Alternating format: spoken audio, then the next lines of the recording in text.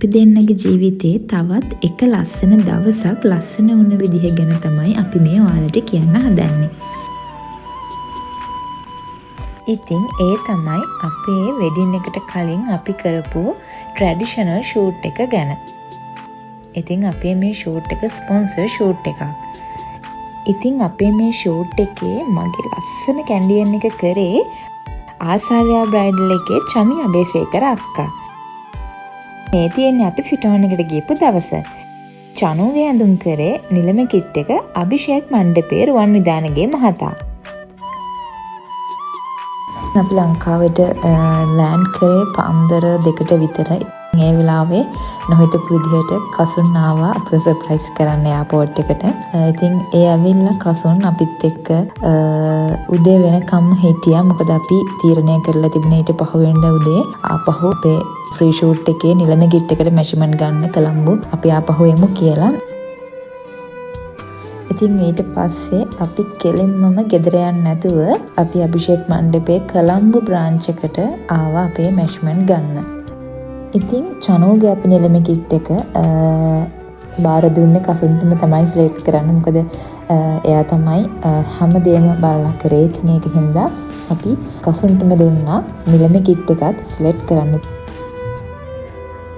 කසුන්ගේ final decision එක තමයි මේ තියෙන්නේ.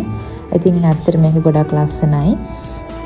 රුවන් විදානගේ මහතා කිව්වා ඔය කැන්ඩියන් එකටම නැෂනල් කිට් එකත් ඇඳලා ෆොටෝස් ටිකක් කරගන්න කියලා. ඒක නිසා චනු මේකත් try කරලා බැලුවා. මේ ඉන්නේ දක්ෂතා ගොඩක් තියෙන හැබැයි හැංගිලා ඉන්න තරුවක්. ඒ තමයි සැලොන් සිලෙන්ඩ්‍රිබයි නිමේෂා ජයසූරිය අක්කා. ඔයාලා ඕනම කෙනෙක් සැලොන් සිලෙන්ඩර් එකට යන්න හිතන් ඉන්නවා නම් බය නැතුව යන්න.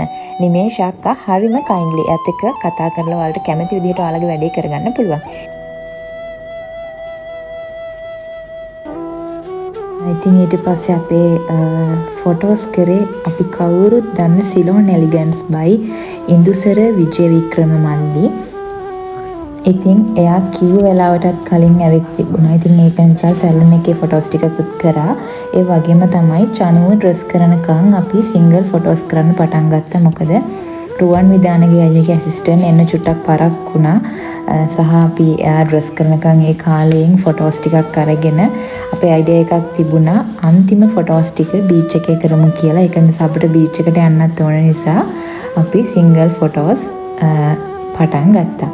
ඊට පස්සේ අපේ අවාසනාවට ඉතින් රුවන් විදානගේ මහතා ඇඳුම් එවලත් තිබුණ නැෂනල් කිට් එක. නමුත් අපිට අඳින්න වෙලාවක් තිබුණේ නැහැ හවස් වෙච්ච හින්දා.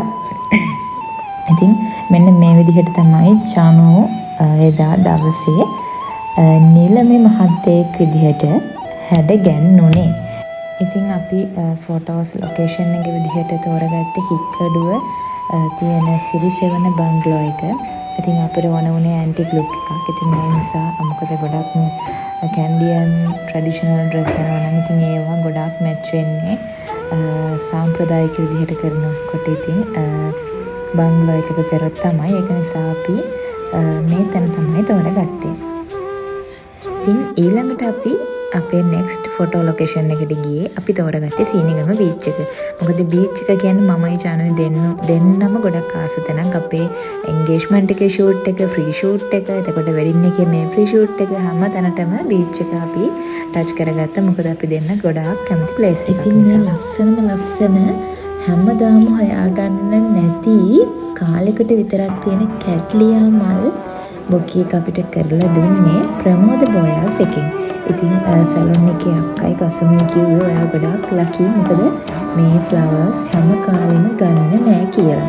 ඉතින් අපේ අයිඩියා එක තිබුණේ කැන්ඩියන් එකට කැට්ලියා මල්, වෙඩින් එකට ඔකිඩ් මල්, ෆ්‍රී ෂූට් එකට ටියුලිප් මල්. ඒ විදිහට ඉතින් ඒ ආස කරපු හැමදේම මට ඒ කාලෙදි හොයාගන්න වාසනාව ලැබුණා. ඉතින් මේ තියෙන්නේ අපි දවස් ගාණක් මහන්සි වෙලා අපි කට්ටියකගේ එකතුවකින් කරපු ස්පොන්සර් ෂූට් එකේ ප්‍රතිඵලය. ඉතින් හරිම ලස්සනට ෆොටෝස් ටික තිබුණා. ඉතින් මේ ෂූට් එකේ වෙන්ඩර්ස්ලා හැම කෙනෙක්ගේම නම් මම ඊට කලින් නම් සඳහන් කරා. ඉතින් මේ හැම කෙනෙක්ටම ගොඩාක් ස්තුතියි. ඉතින් ඔයාලට මේ පේන්නේ නිල්මේ මහතා සහ උඩරට මැණිකේ. ඉතින් අපේ තව වීඩියෝස් බලන්න ඕන නම් ලයික් කරන්න, අපිව ෆලෝ කරන්න, සබ්ස්ක්‍රයිබ් කරන්න අමතක කරන්න එපා.